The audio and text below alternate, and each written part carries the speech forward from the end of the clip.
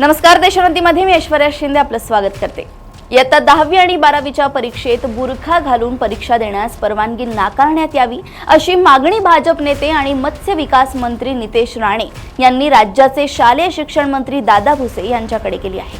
त्यासंबंधी त्यांनी अधिकृत पत्र दादा भुसे यांना दिले। आता प्रकरणावरून राज्यात पुन्हा एकदा वादंग होण्याची शक्यता वर्तवली जात असतानाच मुस्लिम विद्यार्थिनींनी नितेश राणे यांना ओपन चॅलेंज दिले आणि सोबतच मंत्री नितेश राणे यांनी विवादित वक्तव्य टाळावीत असे विद्यार्थिनींनी म्हटले। भिवंडीतील विद्यार्थिनींनीही नितेश राणेंच्या मागणीला विरोध दर्शवलाय।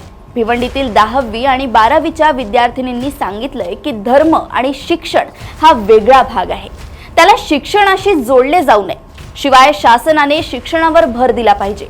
ड्रेसवर, हिजाबवर आणि बुरख्यावर जोर देऊन काहीच होणार नाही। ज्यांना कॉपी करायची आहे ते कसेही कॉपी करतील। भारतात सर्व धर्म समभाव आहे आणि सर्वांना समान अधिकार आहे। त्यामुळे आम्ही ज्या कपड्यात कम्फर्टेबल आहे त्याच कपड्यांमध्ये आम्ही परीक्षा देऊ शकतो असे म्हणत नितेश राणे यांच्या मागणीला विद्यार्थ्यांनी विरोध दर्शवलाय। बुरखा हा आमच्या धर्माचा विषय आहे, आस्थेचा विषय आहे, त्यामुळे आम्ही बुरखा घालूनच परीक्षा देणार असल्याची प्रतिक्रिया नाशिकच्या नांदगाव येथील HR हायस्कूलच्या इयत्ता 10वीच्या मुस्लिम विद्यार्थिनींनी दिली आहे। जेव्हा परीक्षा सुरू असतात त्यावेळी आमची तपासणी देखील होत असते। मंत्री राणे हे जाणून बुजून एका विशिष्ट समाजाला टार्गेट करत असल्याची प्रतिक्रिया मुलींनी दिली आहे।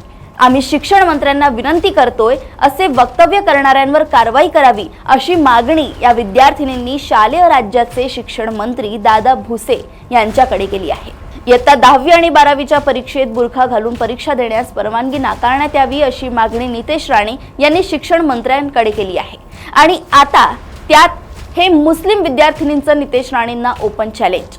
आता शिक्षण मंत्री यावर नेमका काय तोडगा काढतात हे पाहणं महत्त्वाचं ठरेल। अशाच अपडेटसाठी तुम्ही बघत राहा देशोन्नती। नमस्कार।